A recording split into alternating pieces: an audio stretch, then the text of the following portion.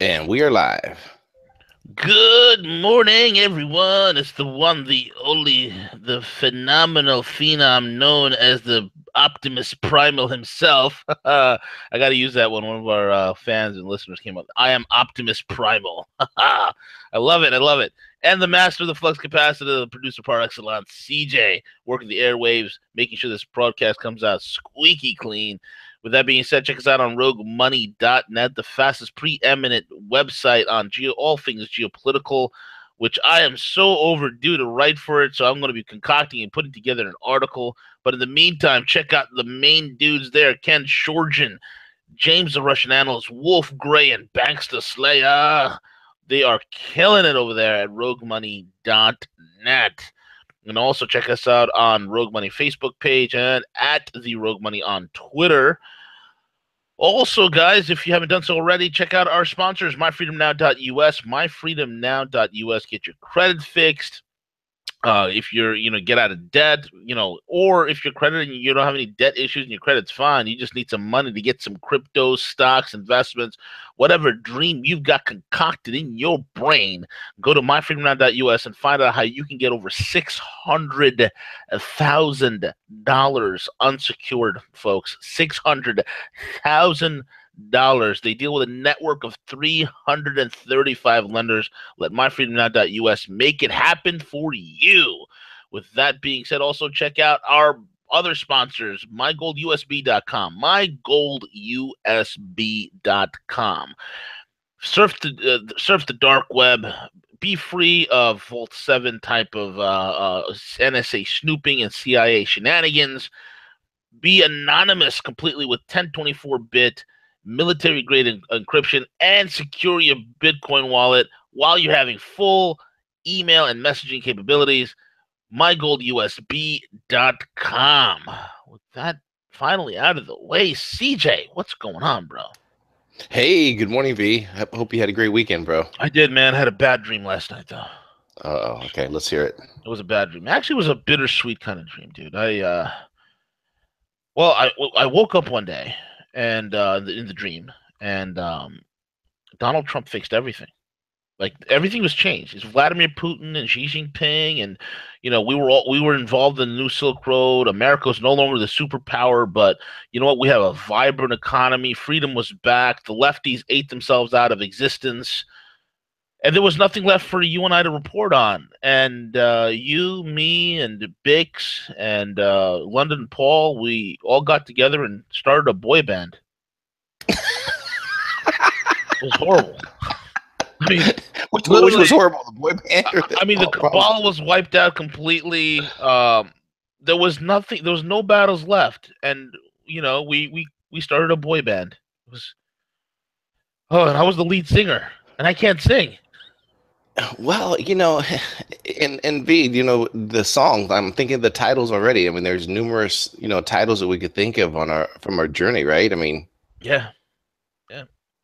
We could do that. I mean, if we talk to Paul today at 10 and talk about, what songs he would like to do, I'm sure he has a favorite hit list. Yeah, I was no longer the guerrilla economist, man. Original songs. I became the guerrilla guitarist, bro. It was totally weird. The guerrilla guitarist. I like it. It had a good ring to it. We could start. I was practicing Jimi Hendrix out. I was like, I look like Jimi Hendrix out there, and Bix was in his Elvis outfit, and you look like Ricky Valens, and and Paul was dressed up like Ringo from the Beatles, and yeah, it was it, man. We were jamming out, man.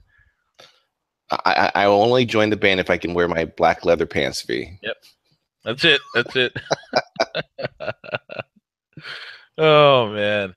Anyway, dude, exciting week, week ahead. A lot of good stuff going on. And hey, man, tell the people what you and I the interview with X22, bro. Yeah, our V's and I interview on X22 Spotlight. If you have not listened to it yet, go check it out. It's blown up the internet this weekend. Almost 40,000 views already, which for our world in terms of releasing something on the weekend, that's great. Typically on the weekends, a little bit slower time, especially a holiday weekend, V.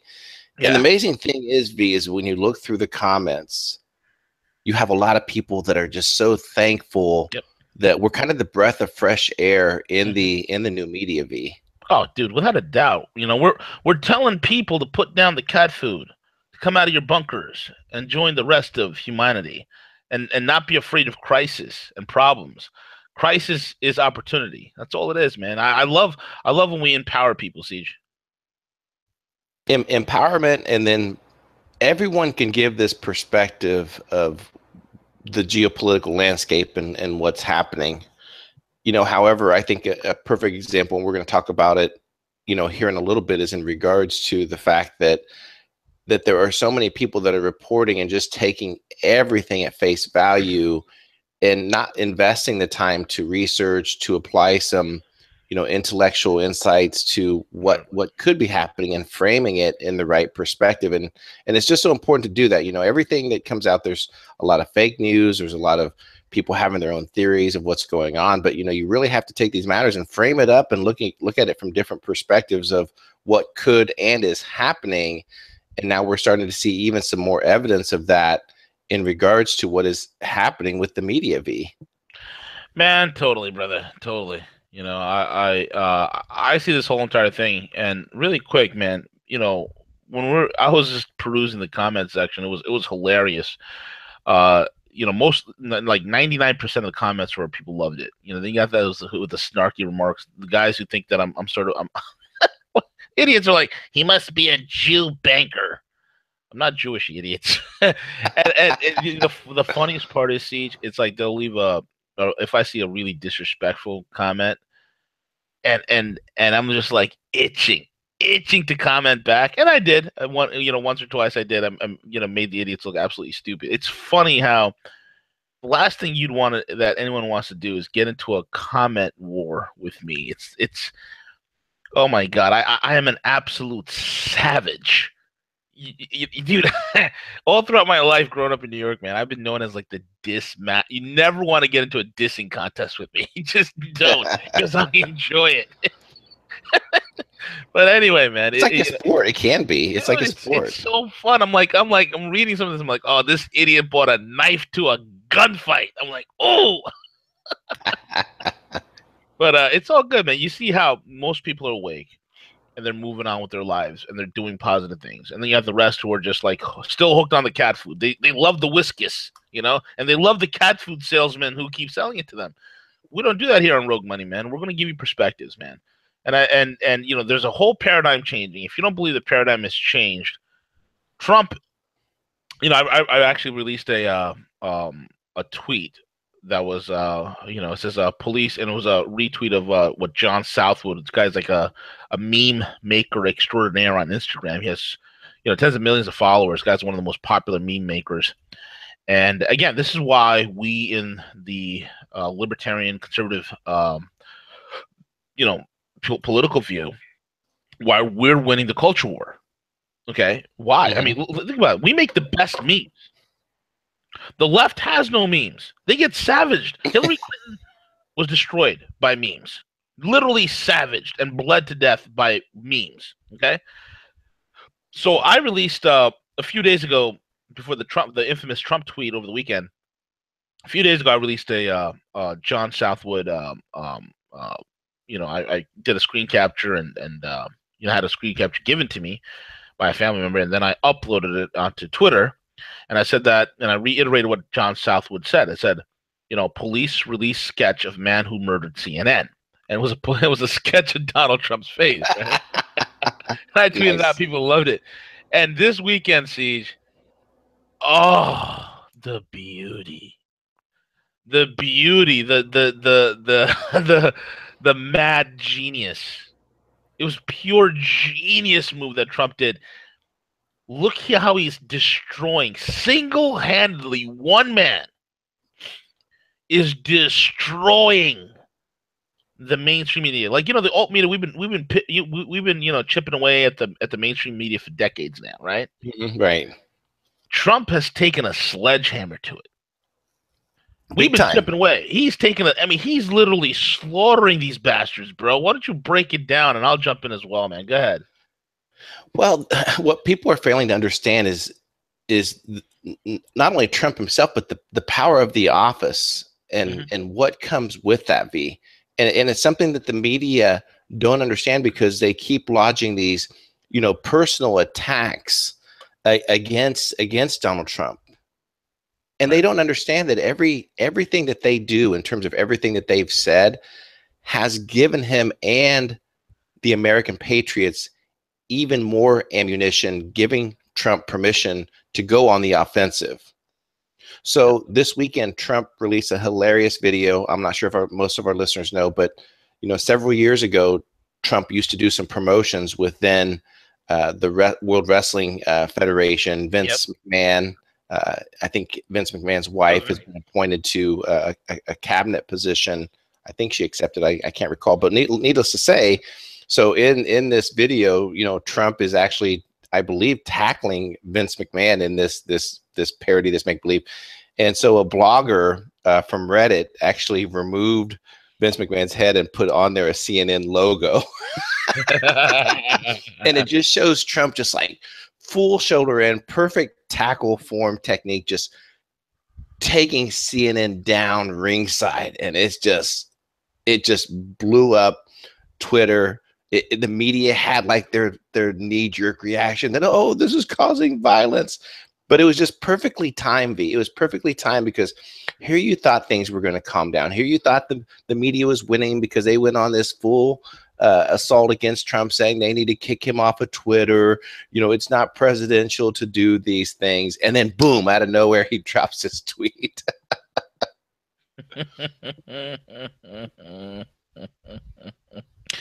I absolutely love it, dude. I absolutely love it for so many reasons. And I love the reactions of the idiotic media, man.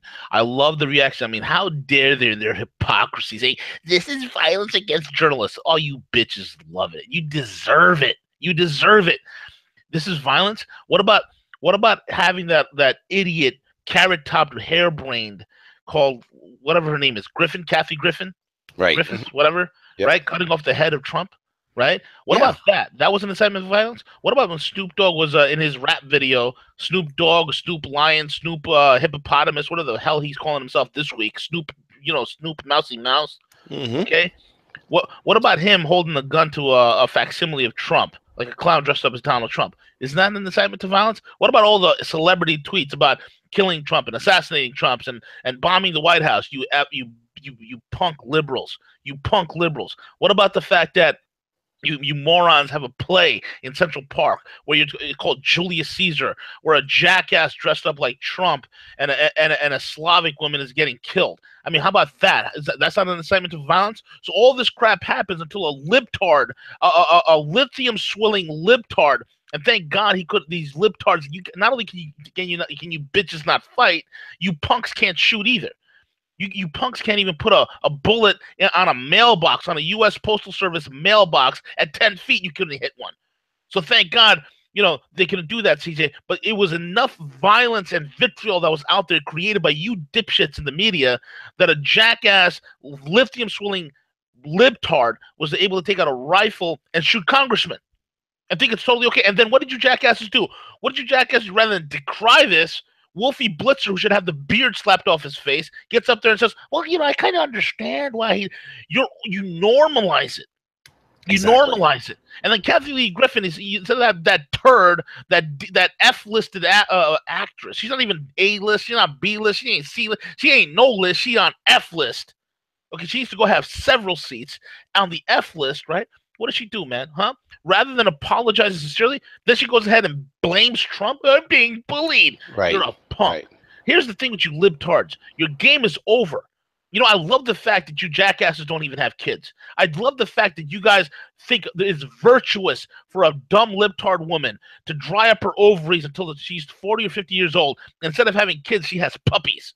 And she has cats, and she puts her cats and her puppies in a baby carriage, pretending that they're her kids. You stupid people.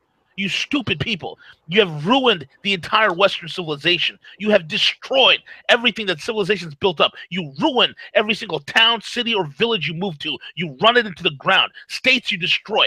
Towns and villages you destroy. You completely eviscerate and eradicate education, advancement. You intolerant turds. I thank God.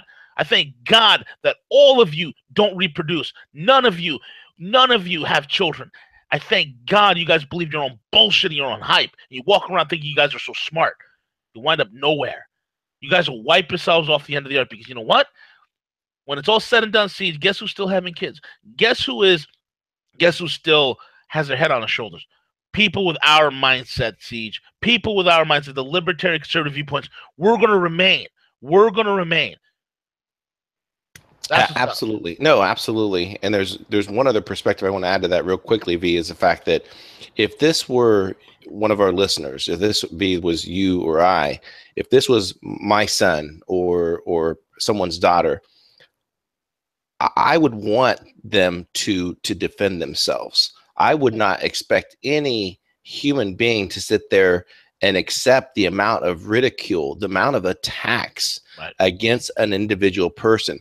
I would almost disrespect a person who would not stand up for themselves, who would not go on the offensive. So taking everything out aside, even from removing in terms of his office, Trump as an individual has every right to go on the offensive, to do these things, to defend himself, his name, and his family. And I don't care who the person is. I don't care who it is. Every person has that right to do so. And for the media to be out there and stating the fact that he's not mentally stable, to state that, in fact, that he should be kicked off of Twitter, this all boils down to one thing, and that's that they cannot control the narrative. They do not control the messaging that's coming out of this administration. It is Donald Trump himself that is deciding this, not the media. Correct. They no longer control the narrative. They've lost the narrative. Folks, this is how I know we have the greatest victory ever. They've lost the narrative. And then some people say, well, they're energizing the right side to empower the left so the left can come up. You don't get it. There is no right or left anymore. Okay, because for the first time in history, the enemy has been clearly painted. Globalists. Globalism. Those who export this brand of globalism that plays off this false left-right narrative, okay? That's what's being exposed here. Patriotic Americans, real liberals, real conservatives, real libertarians, the alt-right, the alt-light, whatever the heck you want to call yourselves. But you love this country, you love the Constitution, you believe. And look, man, this morning I was throwing some cold water on my face after having that dream that we're all started a boy band and all that. But I was pouring some cold water on my face, CJ, and I was just thinking to myself, my God, I looked myself in the mirror and I said, you know what? America, her economy, and I'm looking at the past decades, and I'm thinking about this upcoming 4th of July, and I said to myself, wow, this is the first 4th of July that I'm actually happy. I'm actually happy. And I haven't been happy about a 4th of July since September 11th, 2001, okay, when all the shenanigans started, okay? Well, of course, it obviously started way before that, but that's when the acceleration happened, the acceleration off the cliff into globalism, into one world government, into the new world order, whatever you want to call it, okay? This is the first 4th of July I'm actually happy. Because here we are as a nation, guys. Here we are as a country. Our economy is broken. Our infrastructure is collapsing. It's rotting. A generation of our children, the majority of the generation of our children, called the millennials, you can write them off. They're pretty much useless. But you know what? America is alive. You know what I'm saying? Like, her spirit is back. Her spirit is back. And it's there. I could feel it. I could feel it. Her spirit is back, man. She might have a broken economy. She might have a lost generation. She might have a dilapidated infrastructure. She might have all these problems that are all fixable. All fixable. But the greatest thing, what the globalists wanted to break more than anything else, more than our economy, more than anything else, is our spirit. Right And I on. can feel her spirit, man. Right on. Her spirit is surging, brother. Right on. Oh, I'll say V 1000%. Yeah. 1000%. Yep. I can feel it, man. It's real. It's tangible, bro. I mean, when I was on the road yesterday in New York over the weekend, and I had the Blue Angels. I had my I had the missus and the little gorilla in the back, and having the Blue Angels tear through the sky at low level in their famous blue diamond, their diamond formation, which is 18 inches from wingtip to canopy, screaming overhead, and literally right in front of the biggest American flag I've ever seen. Okay, just right by, and I'm just like, wow. I mean, something just hit me. I'm like, America, f yeah. you know? Yeah, Where it's amazing to get that feeling back. I completely agree, and it all stems from the wins that we're seeing, and then also it also stems from seeing that the truth is finally coming out. For some of us, especially our listeners that understood what was happening to America, seeing the complete deconstruction of our forefathers, everyone that has worked hard to build America to where it is, and then seeing the state where we were spreading these endless wars around the globe, the continuation, the escalation of all these events that were occurring, and now we're seeing so much truth coming out, and I think that that's what a lot of people are asking for, is that they want the truth. They want to know what's going on with these world events, why they're happening, why we've been in Afghanistan the past 15, 16 years. Shoot, I've lost count already. Why these endless wars keep happening, V? Right, exactly, man, exactly.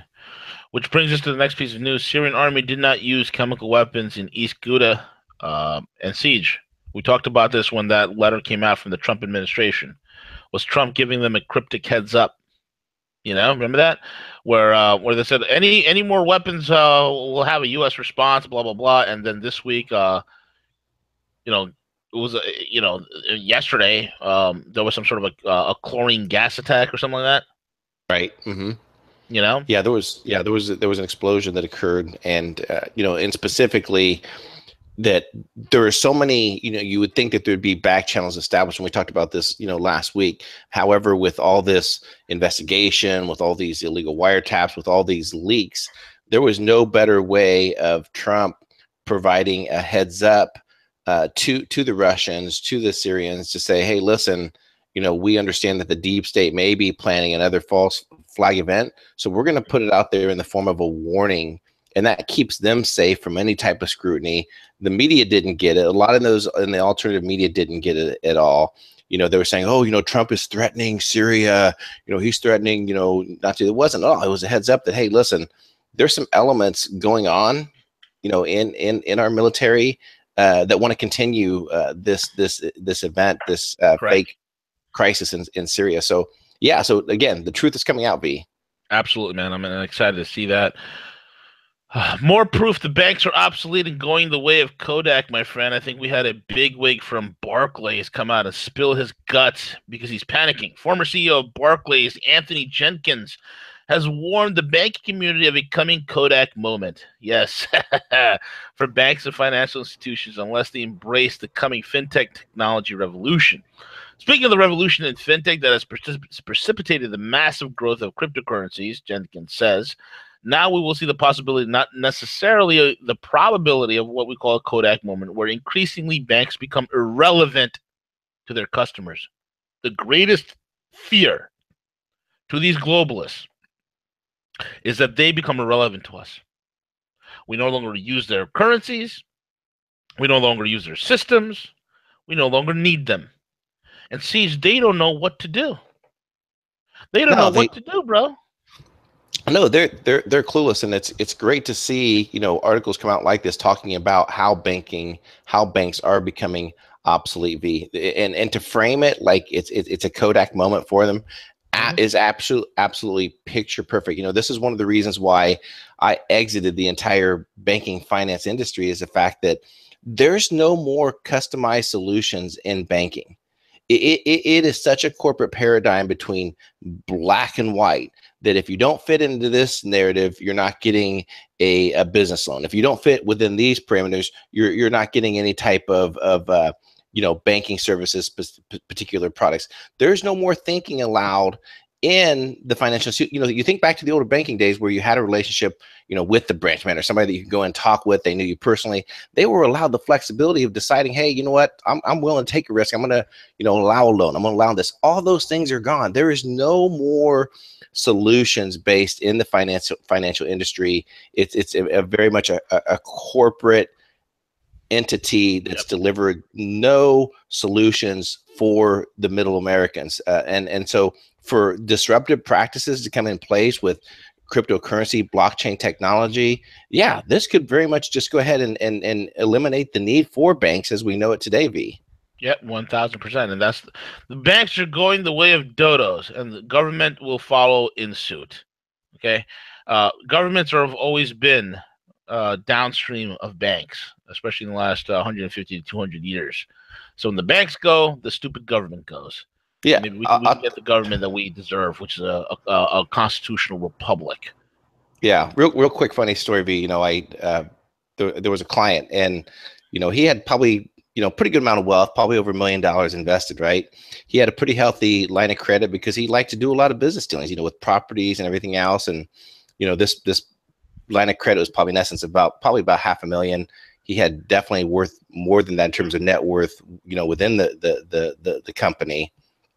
And his wife had a credit card that he did not know existed. Yep. And long story short, she didn't tell him about it. He never saw the bill. He never saw anything about it. And because this one hit came through on a credit card thing, they actually discontinued his line of credit. Stupidity. It's stupidity. And I had to fight like hell and jump through all types of obstacles, even just say, hey, look at this. Are you not seeing the picture of what I'm seeing here? Instead you have these people making these decisions that don't understand the value of relationships. That don't understand the value. It's just hideous. So the banks, their days are numbered, and it's a good thing, B. Absolutely, man. 1,000%. I can't wait till they go the way of the dodo, man. Absolutely. But here goes the another textbook study that historians will look back at is libtards running states and cities and towns, and we all know that they run it into the toilet bowl. Crime increases. I mean, every negative metric you can imagine increases under libtard rule. So here's Illinois. Now they're drinking the stupid pill, CJ, with a beautiful, because this always works. When you can't afford to pay the bills, what do? Let's just raise taxes. And how are they doing, CJ? A 32% increase in tax? I mean, you guys on crack, bro. This is absurd. Listen, if you're an Illinois resident, I would be getting out at this point. I'd be finding a way of, there's neighboring states that are close by, because you're absolutely right. Instead of swallowing the tough pill and taking a look at any type of potential spending cuts, taking a look at, massive government expansion, what they're doing is they're doubling down. They're saying our way out of this crisis is to tax our way out, which you and I know this is just a failed ideology that for some reason that Democrats hold true, to, that we can just tax our way. So they're not only raising individual income tax, higher, they're also raising corporate tax rate, which Illinois has already seen a mass exodus of corporations leaving the state of Illinois to tax safe havens, Texas, several other states that are offering these businesses opportunity. So if they think this is going to increase their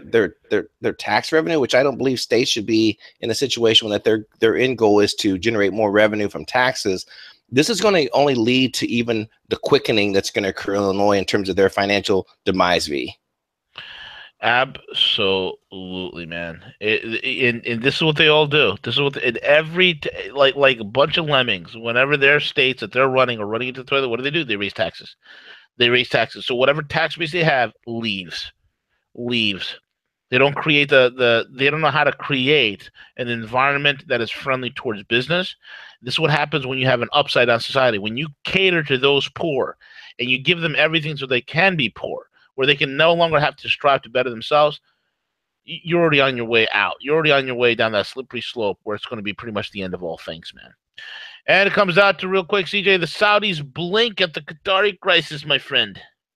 Yeah, so over the weekend, it sounds like President Trump had some conversations, with the Saudis, with the UAE, talking about this whole. And we've covered this. I don't think anything is going to come from this fake escalation event with Qatar, specifically because the Saudis understand that no one is backing this. No one is supporting this huge aggression against Qatar. And if they dare lift a finger, you're going to see Turkey, Iran, China, Russia come in and just wreak havoc on the Saudis. So they blinked an eye, and they're giving them a 48 hours deadline extension, B. Was that's very nice of them. 48 hours deadline extension is very, very nice of the Saudis, man. Absolutely. Thank you, Saudi Arabia. Great example of the boss at work over here, my friend. Donald Trump cuts the White House payroll, saving American taxpayers $22 million. MAGA hashtag like a boss. Yeah, I mean, and this is the thing that you have to understand in terms of a business perspective is eventually someone owns the bottom line. Someone owns the amount of expenses. Someone owns the payroll.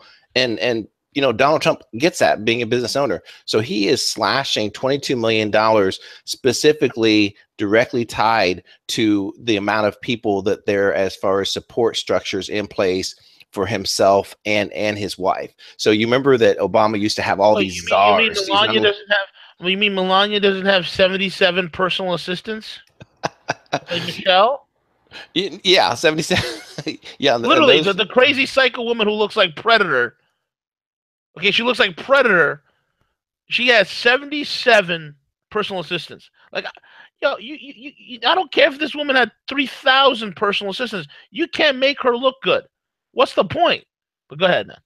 No. So in essence, that Trump is slashing the amount of White House employees in the tune of a 4-year savings to the American taxpayers of $22 million, and that's a hard line. That's not some CBO scored fictitious numbers. These are hard salaries. Not only in addition to Trump not willing to take a salary, this is just strictly payroll cuts from the White House in terms of their number of staffing. There'll be 110 fewer employees in the White House under the Trump administration than Obama occurred in terms of their respective points right now. So huge payroll savings, directly to the American taxpayers. The number, like what you specifically say to be the number of assistants, they're going to be there.